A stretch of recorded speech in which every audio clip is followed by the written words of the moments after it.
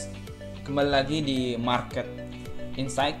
Jadi ada berita bagus nih, karena saya suka membahas sesuatu yang berhubungan dengan apa yang kita miliki dan saham-saham yang kita miliki. Saya mau bahas terkait berita terbaru, yaitu terkait harga emas yang sudah naik sangat tajam ya. Jadi ya beberapa saham bakal ada yang terdampak, seperti saham-saham di bidang emas seperti Antam. Ada juga beberapa saham yang menjual emas itu ya.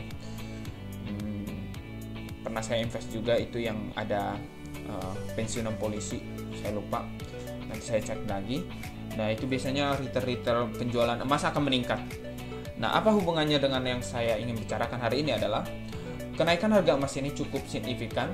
Artinya ada pertanda bahwa harga emas ini menunjukkan suatu kondisi ekonomi yang tidak stabil. Biasanya emas akan naik pada kondisi ekonomi yang cukup terguncang atau mengalami permasalahan. Walaupun ketidakpastian global sekarang semakin meningkat, ini juga menjadi pertanda bahwa inflasi ini sudah cukup tinggi karena adanya kenaikan harga barang yang cukup signifikan. Seperti di Indonesia sendiri, kita lihat sendiri ada beras yang cukup naik tajam. Maka dari itu saya bisa prediksikan ini akan ada namanya penurunan suku bunga, yang mungkin bermula dulu dari The Fed ya, dari luar gitu ya.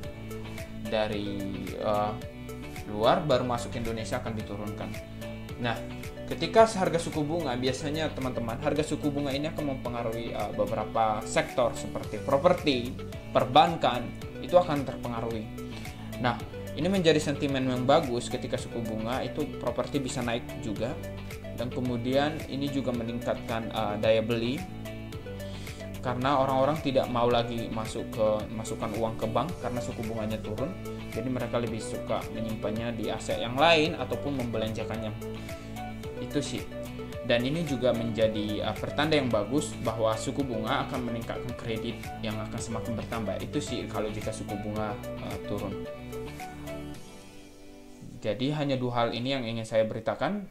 Terima kasih di update kita.